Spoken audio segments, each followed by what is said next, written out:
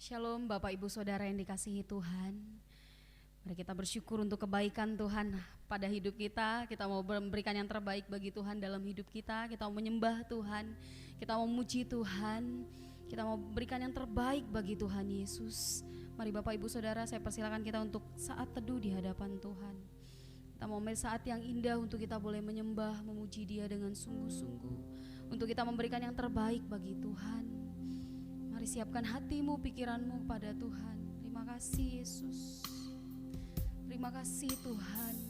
Kami mau sembah Engkau Tuhan, kami memuji Engkau, kami bersorak bagi nama-Mu Tuhan.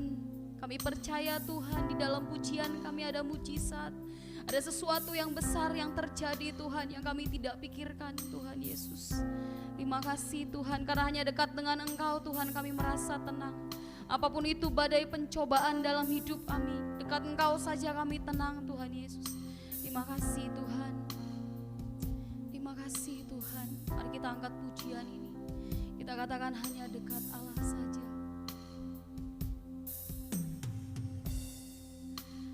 Hanya dekat Allahku, rasa tenang hatiku, Kau sertai jalanku sepanjang hidupku.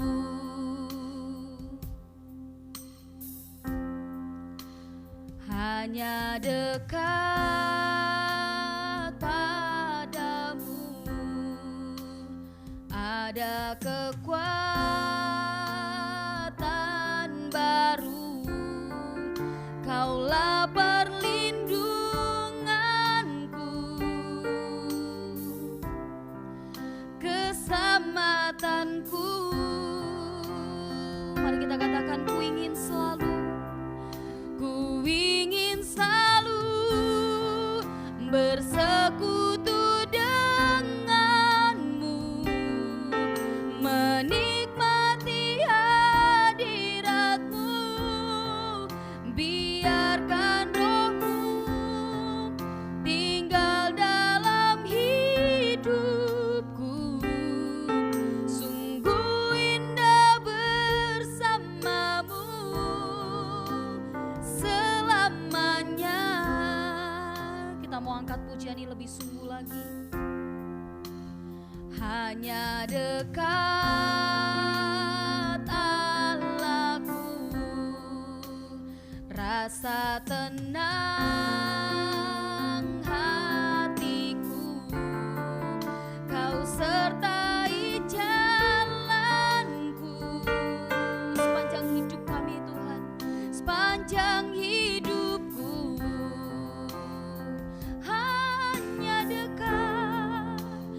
Hanya dekat padamu ada kekuatan baru, Kaulah perlindunganku, keselamatanku.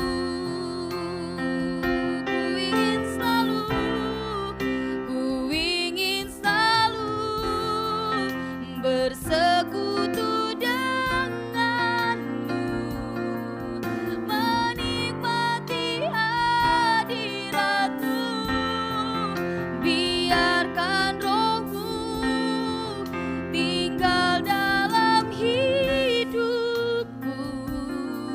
Sungguh indah bersamamu, ku ingin selalu bersekutu denganmu,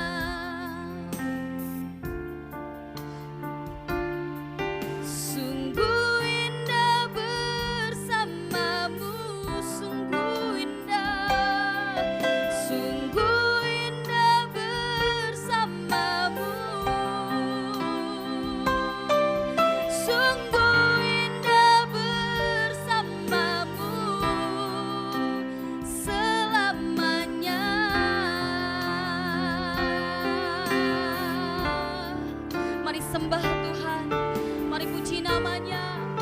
Karena dekat Dia saja kita tenang, kita nyaman, kita berada di dalam hadirat-Nya.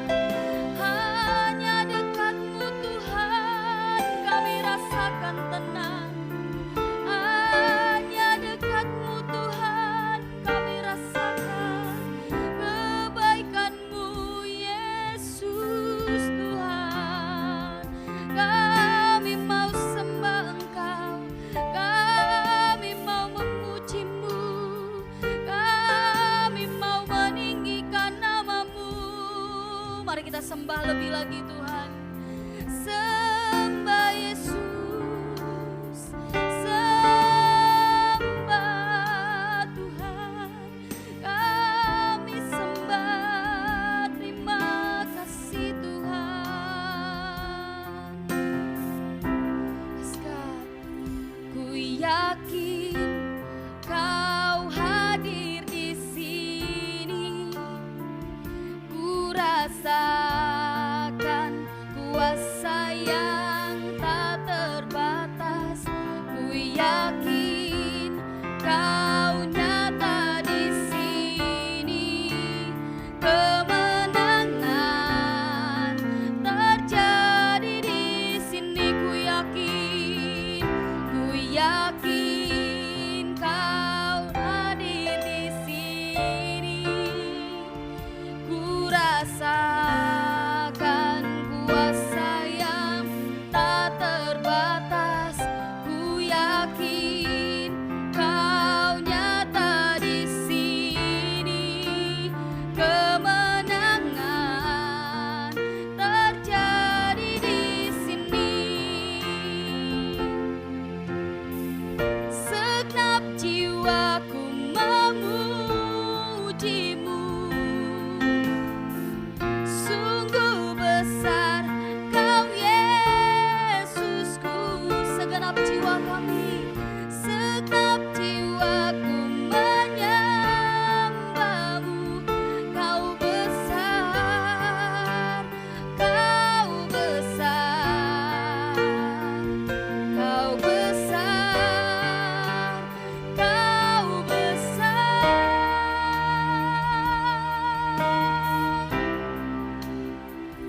Ku yakin Kau hadir di sini, ku rasakan kuasa yang tak terbatas. Ku yakin Kau nyata di sini, kemenangan terjadi di sini. Ku yakin Kau hadir di sini, ku rasakan kuasa yang tak terbatas. Ku yakin Kau nyata di sini, kemenangan terjadi di sini, kemenangan terjadi di sini, kesembuhan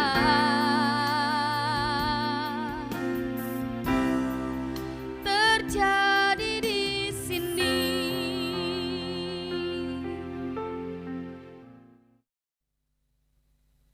Kita siap memuji Tuhan. Bapak Ibu Saudara, mari berikan tepuk tangan yang meriah buat Tuhan Yesus. Kita mau bersukacita di dalam hadirat-Nya. Kita percaya ada sukacita yang besar, karena dari barat, utara, selatan kita akan merasakan damai sejahtera Tuhan. Tepuk tangan yang meriah buat Tuhan Yesus.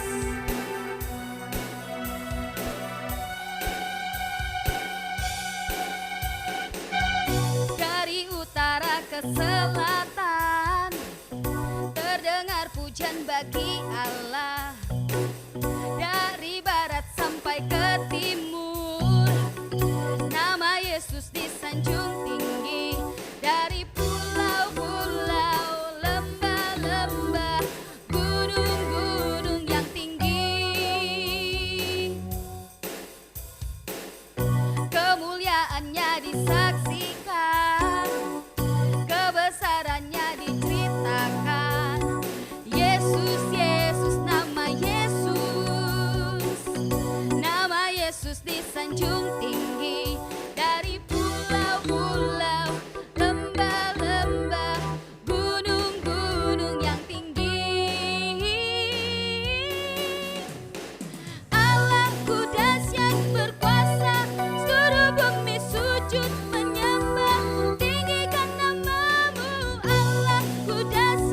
berkuasa, seluruh bumi sujud menyembah, tinggikan nama-Mu.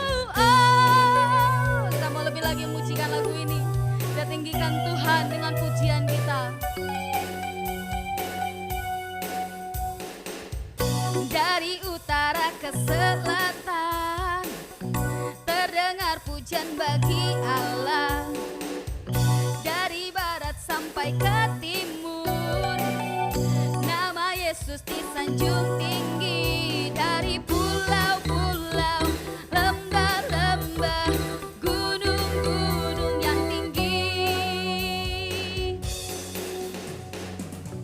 kemuliaannya disaksikan, kebesarannya diceritakan. Yesus, Yesus, nama Yesus, nama Yesus disanjung tinggi. Dari pulau-pulau, lembah-lembah, gunung-gunung yang tinggi. Allahku dahsyat berkuasa, seluruh bumi sujud menyembah, tinggikan nama-Mu.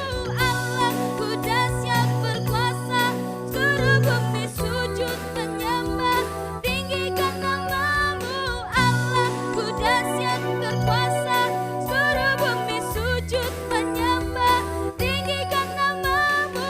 Allahku dahsyat berkuasa, seluruh bumi sujud menyembah, tinggikan nama-Mu. Oh, tinggikan nama-Mu. Oh, tinggikan nama-Mu. Allahku dahsyat.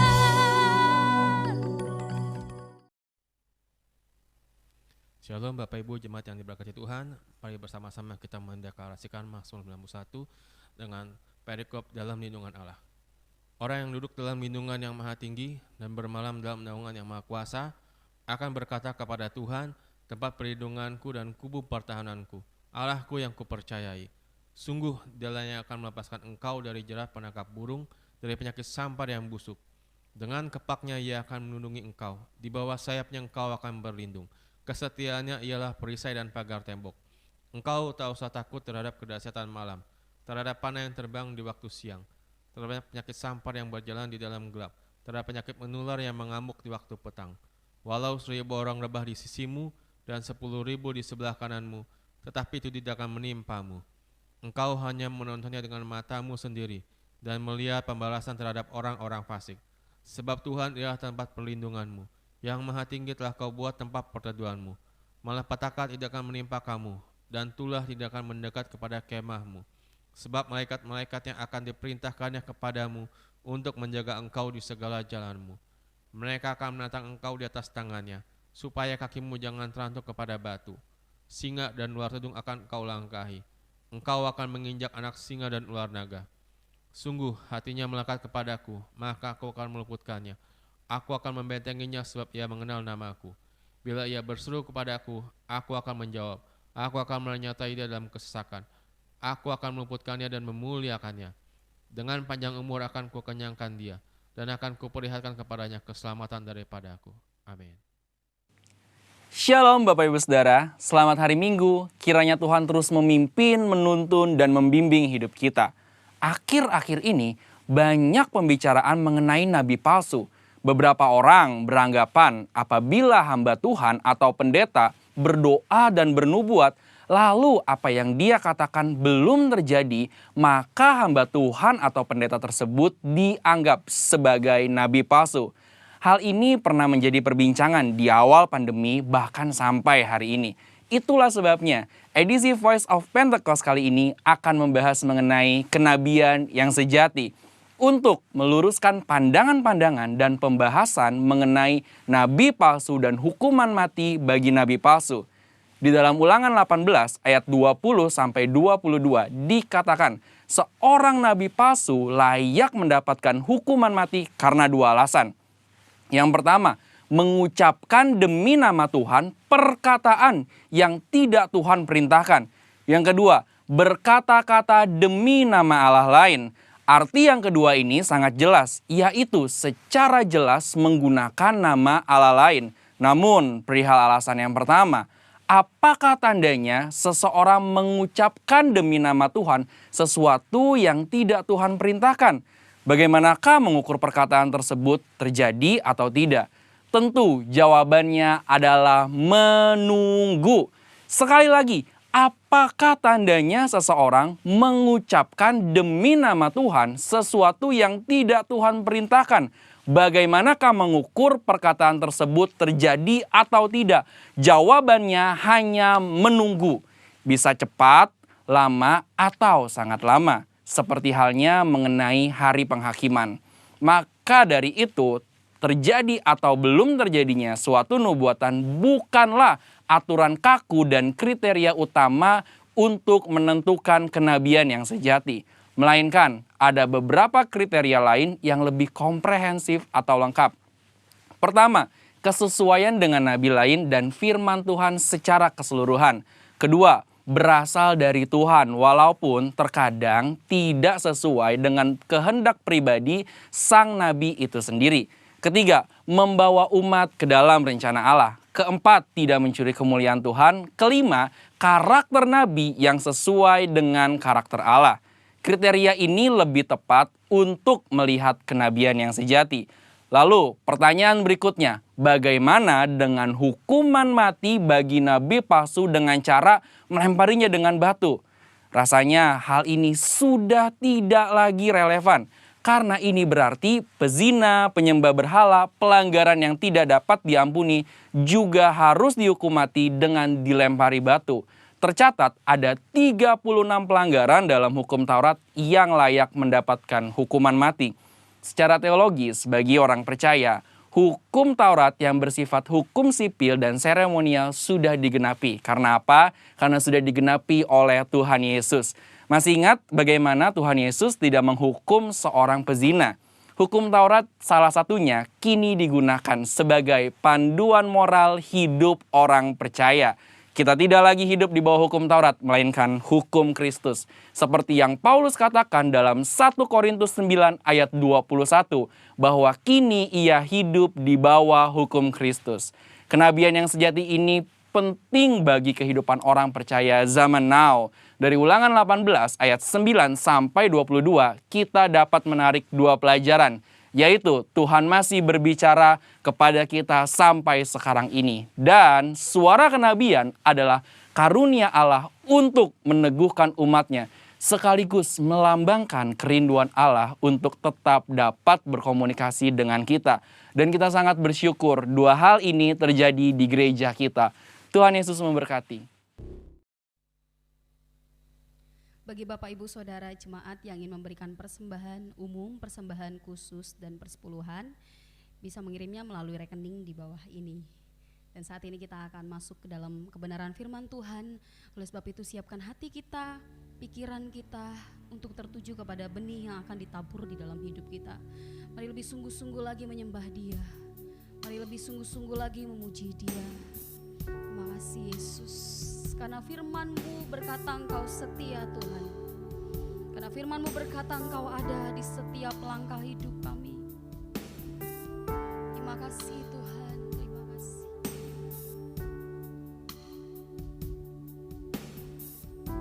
Terima kasih Tuhan. Firman-Mu berkata Kau besertaku, maka kuat roh dan jiwaku. Tangan-Mu Tuhan selalu ku nantikan, di setiap langkahku percaya. Katakan firman-Mu, firman-Mu berkata Kau besertaku, maka kuat roh dan jiwaku. Tangan-Mu Tuhan selalu ku nantikan, di setiap langkahku percaya. Dengan sayap-Mu ku akan terbang tinggi di tengah badai hidup. Ku tak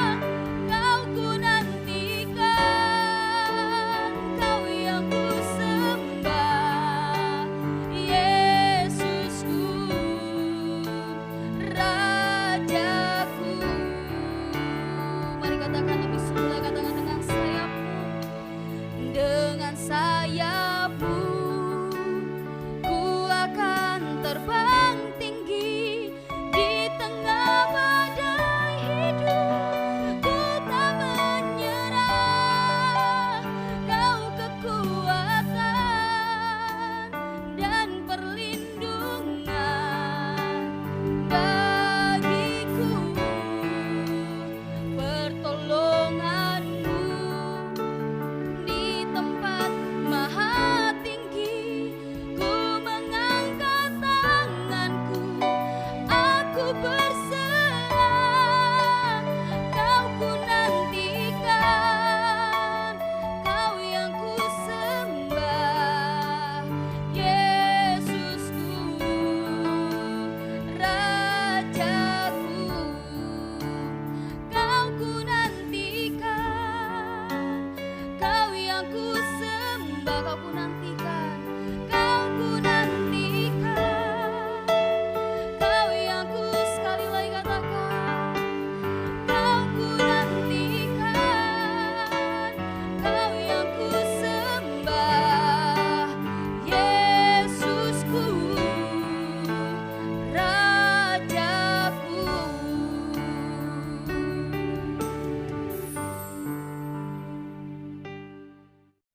Ya, shalom Bapak Ibu Saudara yang dikasihi Tuhan.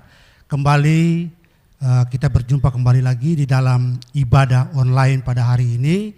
Saya percaya kalau kita boleh ada sampai hari ini, semua karena anugerah, semua karena kebaikan Tuhan. Walaupun saudara kita berjumpa dalam ibadah online, tapi saya percaya bahwa kuasa Tuhan tidak pernah terbatas. Kuasa Tuhan tetap luar biasa dalam setiap kehidupan kita, amin. Nah, Bapak Ibu Saudara yang dikasihi Tuhan, tiba saatnya kita akan mendengarkan sabda kebenaran firman Tuhan. Tapi sebelum itu mari kita satukan hati kita mau berdoa. Allah Bapa di dalam kerajaan sorga, Bapa yang kami sembah, Bapa yang kami muliakan, kami agungkan, kami tinggikan. Hanya di dalam nama Tuhan Yesus Kristus, Tuhan dan Juru Selamat kami. Puji dan syukur dan terima kasih Tuhan buat hari ini. Kembali kami boleh beribadah secara online. Tapi kami percaya Tuhan baik, sungguh baik bagi setiap kami. Terima kasih buat kesehatan, kekuatan Tuhan berikan di dalam setiap kehidupan kami. Tiba saatnya Tuhan di mana kami akan mendengarkan sabda kebenaran firman Tuhan. Mari Bapak urapi setiap kami. Biarlah firman Tuhan yang hamba-Mu sampaikan, kami dapat mengerti dan terlebih lagi melakukan firman Tuhan itu dalam setiap kehidupan kami dari hari lepas hari. Urapi hamba-Mu, urapi jemaat-Mu, umat-Mu yang sedang mengikuti, yang sedang menyaksikan ibadah ini. Yang ada di rumah ataupun yang ada di mana saja mereka berada. Urapi mereka, jamah mereka di dalam nama Tuhan Yesus. Kami berdoa dan kami mau siapkan hati kami untuk mendengarkan sabda kebenaran firman Tuhan. Haleluya. Amin.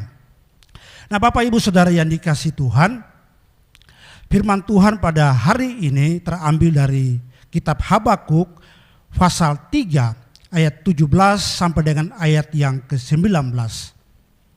Habakuk pasal 3 ayat 17 sampai dengan ayat yang ke-19, demikian firman Tuhan.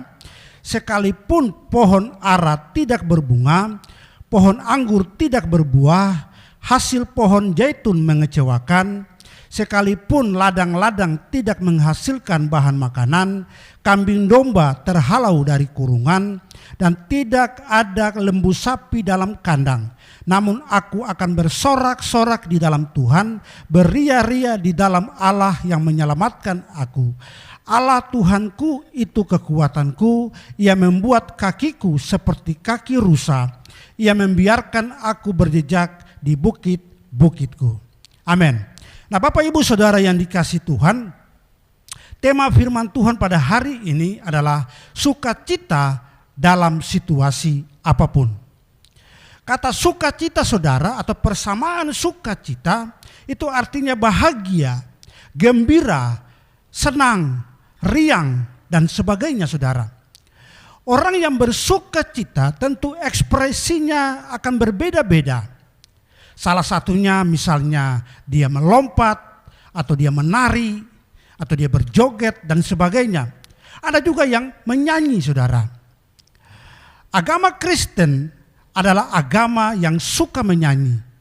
Mulai dari kelahiran, ulang tahun, pernikahan, sampai kematian selalu ada nyanyian. Tentu di dalam ibadah-ibadah yang diselenggarakan. Tetapi saudara, orang yang bernyanyi belum tentu dia bersuka cita. Setiap orang bisa bernyanyi, setiap orang bisa bernyanyi, tetapi belum tentu orang yang bernyanyi itu dia bersuka cita. Sukacita hanya dapat dialami oleh orang percaya yang di dalam Tuhan. Yohanes 14 ayat 27 katakan, damai sejahtera kutinggalkan bagimu, damai sejahtera kuberikan kepadamu, dan apa yang kuberikan tidak seperti yang diberikan oleh dunia kepadamu. Janganlah gelisah dan gentar hatimu. Artinya sukacita hanya dapat dialami oleh orang percaya di dalam Kristus Yesus Tuhan. Nah, saudara yang dikasihi Tuhan, kitab Habakuk pasal 3 ayat 17 sampai dengan ayat yang ke-19 ini berbicara tentang pergumulan dan doa dari seorang nabi yang bernama Habakuk. Kita tahu saudara bahwa Habakuk ini adalah termasuk dari 12 nabi-nabi kecil. Saudara, nabi-nabi kecil itu ada Hosea, ada Yoel, Amos, Obadya, Yunus, Mika, Nahum, Habakuk, Sefanya, Hagai, Sakaria, Maleaki. Nah, nabi-nabi kecil ini bukan berarti derajat mereka, tingkat mereka itu kecil. Tetapi saudara, nabi-nabi kecil ini dilihat dari penulisan daripada kitab-kitab yang mereka tulis. Kitab-kitab yang mereka tulis biasanya pendek-pendek, saudara. Beda dengan nabi-nabi besar yang kitabnya itu panjang-panjang. Misalnya Yesaya, Yeremia, Yehezkiel, Daniel. Jadi saudara, Habakuk ini termasuk dalam nabi-nabi kecil. Habakuk ini juga saudara diberi sebutan sebagai nabi yang bingung. Kenapa dia bingung, saudara? Karena dia melihat bangsa Israel sebagai bangsa pilihan Tuhan, umat pilihan Allah, tetapi sepertinya tidak dibela oleh Allah. Sepertinya dibiarkan oleh Allah sehingga bangsa Israel, bangsa ini ditawan, dijajah, ditaklukkan oleh bangsa Babel. Sehingga saudara, keadaan daripada bangsa Israel saat itu sangat memprihatinkan. Keadaan daripada bangsa Israel sangat menyedihkan, saudara. Mereka mengalami tekanan, mereka mengalami situasi yang tidak enak pada saat itu. Oleh karena dijajah oleh bangsa Babel. Sehingga saudara, di ayat yang ke-17 tadi katakan, sekalipun pohon ara tidak berbunga, pohon anggur tidak berbuah, hasil pohon zaitun mengecewakan, sekalipun ladang-ladang tidak menghasilkan bahan makanan, kambing domba terhalau dari kurungan, dan tidak ada lembu sapi dalam kandang. Inilah 6 hal yang dialami oleh bangsa Israel. Pohon ara tidak berbunga, jangankan berbuah saudara, berbunga saja tidak. Pohon anggur tidak berbuah, hasil pohon zaitun mengecewakan.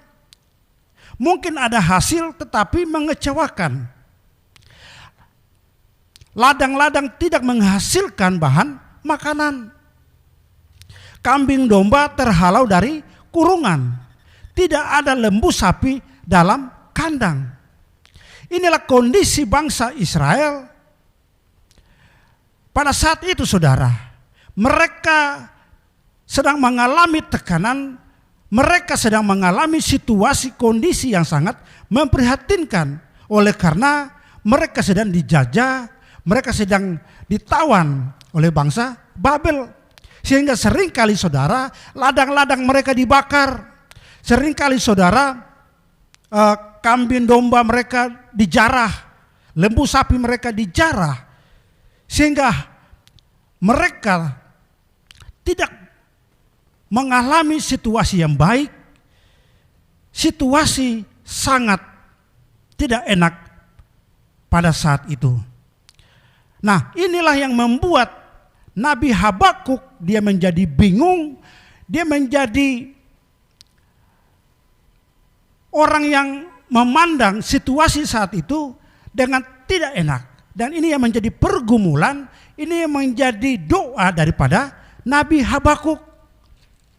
Tetapi saudara, di tengah-tengah kebingungannya, di tengah-tengah situasi yang tidak mengenakan, namun Habakuk masih tetap bersuka cita. Di dalam ayat yang ke-18 tadi dikatakan bahwa namun aku akan bersorak-sorak di dalam Tuhan, beria-ria di dalam Allah yang menyelamatkan aku. Habakuk dalam situasi yang tidak enak, namun dia masih bisa bersuka cita, dia masih bersorak-sorak di dalam Tuhan. Pada zaman ini saudara, orang bersuka cita mungkin karena dia sedang diberkati Tuhan. Orang bersuka cita mungkin karena dia sedang hidup dalam situasi yang enak. Mungkin hartanya banyak sehingga dia menjadi kaya. Itu yang membuat hidupnya enak. Keluarganya mungkin dalam keadaan baik-baik saja. Kesehatannya juga mungkin sedang sehat-sehat saja. Tetapi saudara, bagaimana ketika ada masalah, ada pergumulan, ketika hartanya habis, dia jatuh miskin, ketika dia sakit-sakitan, ketika apa yang dia miliki semuanya ludes habis saudara. Bisakah dia bersuka cita? Atau sebaliknya, mungkin dia akan mengeluh, mungkin dia akan bersungut-sungut, atau saling menyalahkan. Seringkali saudara, ketika menghadapi persoalan, ketika sedang menghadapi beban, pergumulan, seringkali malah saling menyalahkan. Istri menyalahkan suami, suami menyalahkan istri. Anak-anak menyalahkan orang tua menyalahkan anak-anak. Bahkan tidak sedikit saudara, ada banyak orang ketika dalam situasi yang tidak enak, ketika ada persoalan, seringkali ada banyak orang mengeluh sama Tuhan. Hingga ada banyak orang yang tinggalkan Tuhan oleh karena persoalan, oleh karena masalah pergumulan hidup. Nah saudara, ketika menghadapi masalah, di situ akan terlihat bagaimana iman dari orang yang mengalami masalah tersebut. Nah Bapak Ibu Saudara yang dikasihi Tuhan, Habakuk dia mampu bersuka cita karena dia ada di dalam Tuhan. Tadi Habakuk katakan, namun aku akan bersorak-sorak di dalam Tuhan.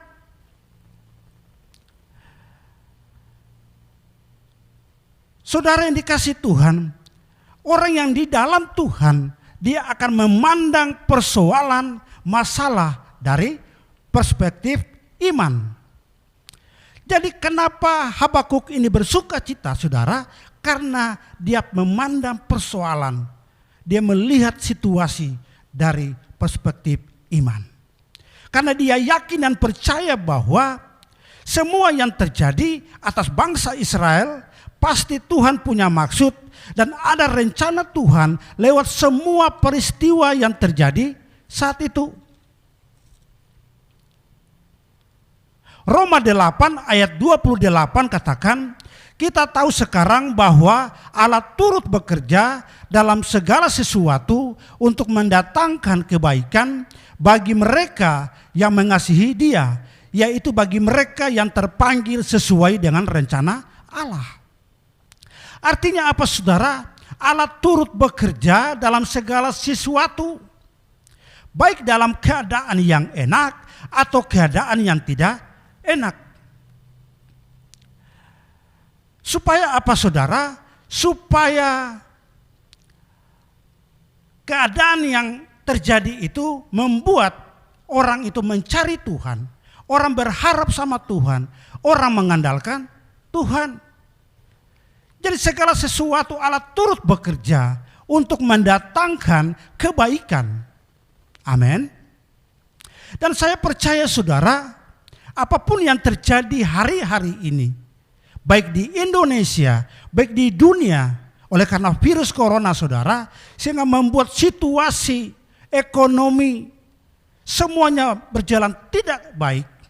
Saya percaya semua pasti ada maksud dan rencana Tuhan lewat semua keadaan yang tidak enak hari-hari ini. Amin. Ini yang namanya iman.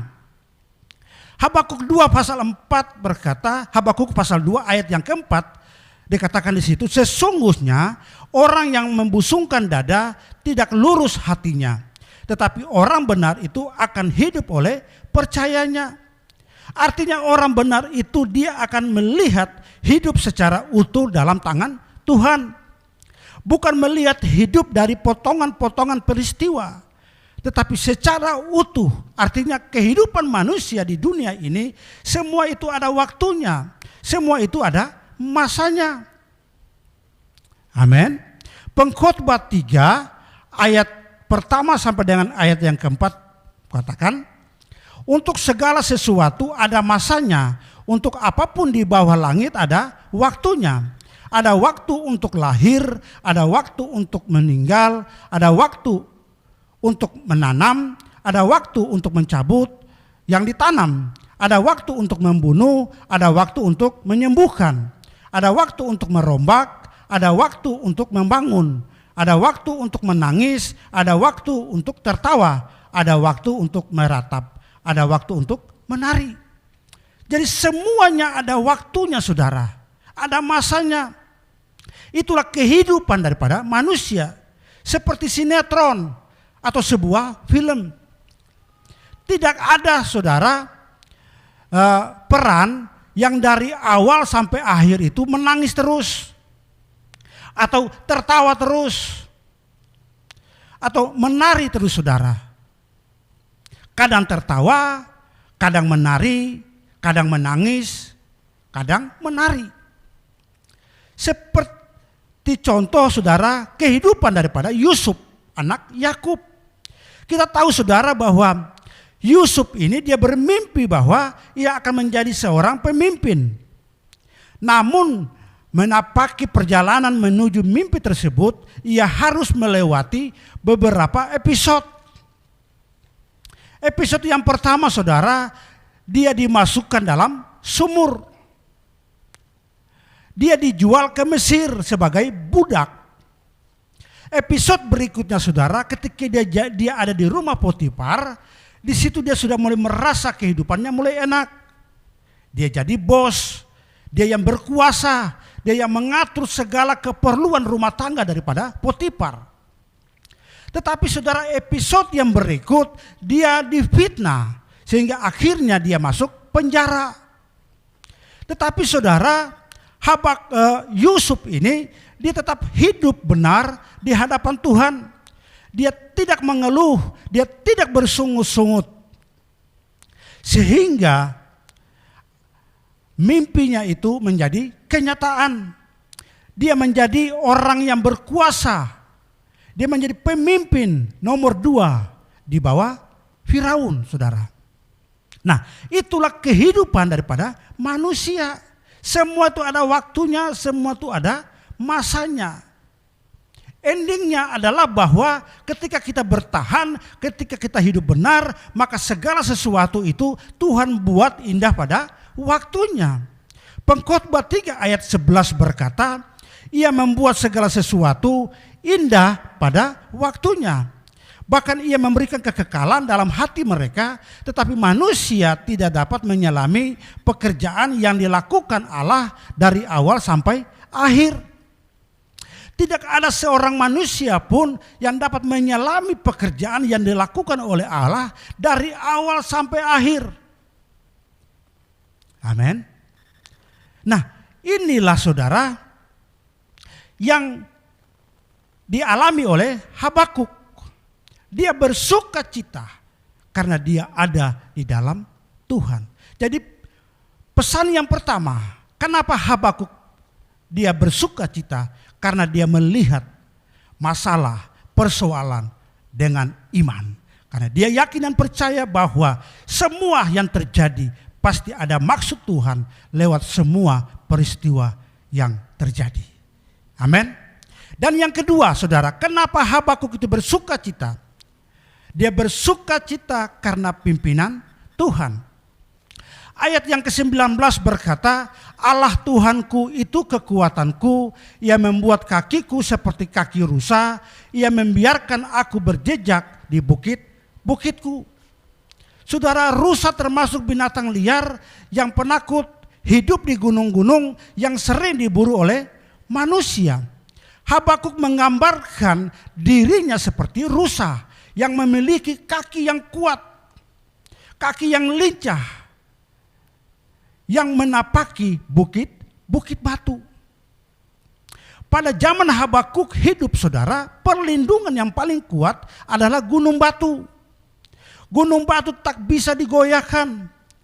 Gunung batu tak bisa dirubuhkan. Nah saudara, Allah itu bagaikan gunung batu. Daud berkata di dalam Mazmur 62 ayat yang ketiga, Daud berkata, hanya dialah gunung batuku dan keselamatanku, kota bentengku, aku tidak akan goyah. Jadi jika kita di dalam Tuhan, kita bagaikan kaki rusa yang kuat menapaki bukit-bukit. Amin. Jadi saudara yang dikasihi Tuhan, kita harus percaya bahwa Allah itu adalah kekuatan kita. Dia yang selalu memberikan kekuatan kepada kita ketika kita sedang menghadapi masalah, persoalan, pergumulan hidup. Tetapi seringkali saudara, kita melihat masalah itu lebih besar. Hingga kita lupa bahwa kita punya Allah yang lebih besar, yang jauh melebihi masalah yang sedang kita hadapi. Bahkan lebih besar daripada yang kita bayangkan saudara. Allah sanggup melakukan segala perkara. Allah sanggup melakukan segala situasi di dalam kehidupan kita. Apa yang kita doakan, apa yang kita butuhkan, Allah sanggup melakukan, bahkan lebih daripada itu saudara. Efesus pasal 3 ayat yang ke-20 berkata, bagi dialah yang dapat melakukan jauh lebih banyak daripada yang kita doakan atau pikirkan, seperti yang ternyata dari kuasa yang bekerja di dalam kita. Nah Bapak Ibu Saudara yang dikasihi Tuhan, melihat keadaan dunia akhir-akhir ini yang begitu sulit, begitu mencekam oleh karena virus corona, membuat manusia menjadi bingung. Seperti Habakuk. Bingung, tidak tahu apa yang mau dilakukan. Bingung apa yang mau diusahakan. Apa yang mau dikerjakan. Semuanya serba bingung. Usaha bingung, kerja bingung, sekolah bingung. Bahkan semuanya menjadi bingung. Tapi hari ini saudara, mari kita belajar daripada Habakuk. Di dalam situasi persoalan yang sedang dia hadapi. Ketika dia ada di dalam Tuhan, maka dia akan melihat persoalan. Dia akan melihat masalah dengan iman. Artinya dia tetap bersuka cita. Dia akan tetap gembira walaupun masalah ada, persoalan ada. Karena dia tahu apa yang terjadi, semua yang terjadi pasti Tuhan punya maksud, Tuhan punya rencana. Amin. Jadi hari-hari ini saudara, kita harus banyak berdoa. Kita harus banyak memuji dan menyembah Tuhan. Pesan daripada gembala pembina kita saudara di dalam Yesaya 26 ayat 20 sampai dengan ayat yang ke-21 dikatakan, mari bangsaku, masuklah ke dalam kamarmu, tutuplah pintumu, sesudah engkau masuk, bersembunyilah barang sesaat lamanya, sampai amarah itu berlalu. Sebab sesungguhnya Tuhan mau keluar dari tempatnya untuk menghukum penduduk bumi karena kesalahannya. Dan bumi tidak lagi menyembunyikan darah yang tertumpah di atasnya.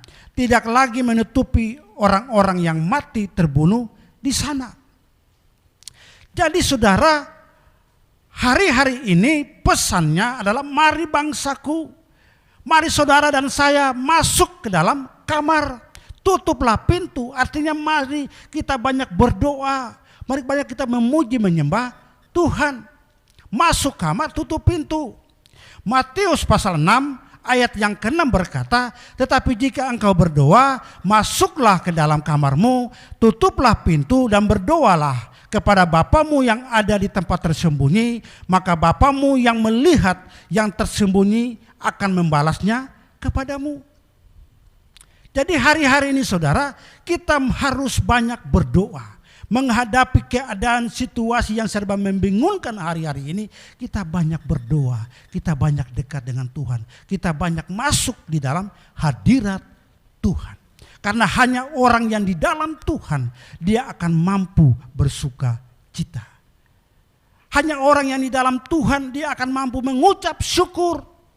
1 Tesalonika 5 ayat yang ke-18 berkata, bersukacitalah, mengucap syukurlah dalam segala hal, sebab itulah yang dikehendaki Allah di dalam Kristus Yesus bagi kamu. Artinya kita mesti mengucap syukur di dalam Tuhan. Orang yang di dalam Tuhan, dia akan bersukacita, dia akan mengucap syukur dalam segala hal. Amin. Amsal 17 ayat yang ke-22 berkata, hati yang gembira adalah obat yang manjur, tetapi semangat yang patah mengeringkan tulang. Jadi saudara yang dikasih Tuhan, situasi yang terjadi hari-hari ini, mari kita banyak masuk dalam hadirat Tuhan. Kita banyak berdoa, kita banyak memuji Tuhan. Karena hanya orang yang di dalam Tuhan, dia akan mampu bersukacita. Dia akan mampu mengucap syukur. Dia akan mampu untuk melewati semua yang terjadi hari-hari ini. Amin. Mari hari-hari ini saudara, kita banyak di dalam hadirat Tuhan. Banyak memuji menyembah Tuhan. Banyak baca firman Tuhan. Terus perkatakan Mazmur 91. Yakin dengan iman bahwa apa yang kita perkatakan itu terjadi di dalam setiap kehidupan kita. Amin. Jadi hari ini saudara, firman Tuhan ada dua hal yang harus kita renungkan hari-hari ini. Yang pertama, kenapa kita harus mengucap syukur? Kenapa kita harus bersuka cita? Karena kita bersuka cita karena iman. Karena kita tahu, kita melihat apapun yang terjadi hari-hari ini, pasti ada maksud Tuhan, pasti ada rencana Tuhan. Tapi ketika kita ada di dalam Tuhan, kita mampu untuk bersuka cita. Kita mampu untuk tetap mengucap syukur di dalam segala apapun. Dan yang kedua, pesan Tuhan yang kedua, kenapa kita harus bersuka cita? Karena kita terus ada di dalam pimpinan Tuhan. Orang yang ada di dalam pimpinan Tuhan, orang yang selalu mengandalkan Tuhan, orang yang selalu berharap hanya kepada Tuhan, maka dia akan menjadi orang yang kuat untuk menapaki, untuk melewati semua persoalan, masalah yang sedang terjadi hari-hari ini. Amin. Biarlah firman Tuhan hari ini boleh terus mengingatkan kita, boleh menguatkan kita dalam situasi apapun. Mari tetap kita bersuka cita di dalam Tuhan. Amin. Biarlah Tuhan Yesus memberkati kita semua. Haleluya. Kita angkat satu pujian. Tuhanku, ya Allahku, Engkau perlindunganku. Hanya kepadamu ku bersujud. Tuhanku, ya Allahku, Engkau kekuatanku. Hanya kepadamu ku bertelut.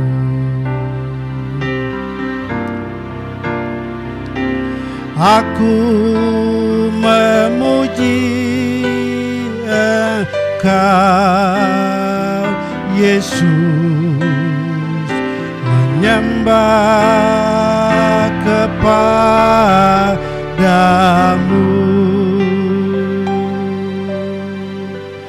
Tuhanku, ya Allahku, Engkau batu karangku. Hanya kepadamu ku bersujud. Aku memuji Engkau Yesus. Aku memuji Engkau Yesus, menyembah kepadamu.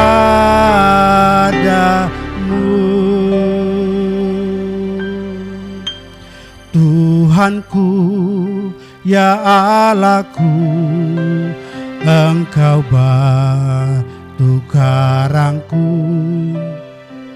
Hanya kepadamu ku bersujud. Hanya kepadamu ya Tuhan. Hanya kepadamu ku bersujud. Sekali lagi katakan, hanya kepadamu. Hanya kepadamu ku bersujud. Benar Tuhan, Engkaulah perlindungan kami. Engkaulah kota benteng kami. Engkaulah segala-galanya dalam setiap kehidupan kami Tuhan.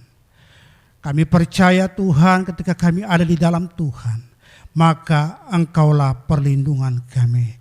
Engkau yang akan menyertai setiap langkah hidup kami Tuhan. Terima kasih Bapa, terima kasih Tuhan buat firman Tuhan yang sudah hamba-Mu sampaikan, yang mengingatkan kami akan dua hal. Yang pertama, kami akan tetap bersuka cita karena kami melihat dengan iman. Apapun yang terjadi hari-hari ini, ketika kami memandang dengan iman, maka kami percaya bahwa semua yang terjadi ada maksud dan rencana Tuhan lewat semua kejadian yang sedang terjadi di dalam hidup kami. Yang kedua, kenapa kami bersuka cita? Karena kami tahu Tuhan yang memimpin hidup kami. Tuhan yang menolong kami. Tuhan yang menyertai setiap langkah-langkah hidup kami. Engkaulah kota benteng kami. Engkaulah perlindungan kami yang sempurna Tuhan. Terima kasih Bapa. Terima kasih Tuhan Yesus. Terima kasih Roh Kudus. Hamba berdoa buat setiap umat Tuhan yang sudah mengikuti ibadah online pada hari ini. Tuhan, Engkau memberkati mereka. Engkau yang memulihkan mereka. Hamba berdoa yang sakit Engkau sembuhkan mereka. Yang lemah Engkau kuatkan mereka Tuhan. Yang terikat Tuhan lepaskan. Biarlah semuanya boleh mengalami mujizat Tuhan yang luar biasa pada hari ini. Terima kasih, kami percaya ibadah online hari ini, ibadah yang diberkati Tuhan. Semua kami diberkati Tuhan. Terpuji nama-Mu kekal selama-lamanya. Di dalam nama Tuhan Yesus kami sudah berdoa dan kami mengucap syukur. Haleluya. Amin. Nah, Bapak Ibu Saudara yang dikasihi Tuhan, kita akan akhiri ibadah kita pada hari ini. Mari arahkan hati saudara, angkat tangan saudara di hadapan Tuhan untuk menerima berkat Tuhan. Kasih karunia dan damai sejahtera dan sukacita yang melimpah dari Allah Bapa di dalam kerajaan surga. Cinta dan kasih sayang daripada Tuhan Yesus Kristus, perlindungan, pimpinan, tuntunan daripada Allah Roh Kudus menyertai saudara sekalian, mulai dari hari ini sampai Tuhan Yesus datang yang kedua kali, menjemput kita semua di awan-awan yang permai, bahkan sampai selama-lamanya. Yang diberkati Tuhan sama-sama katakan amin.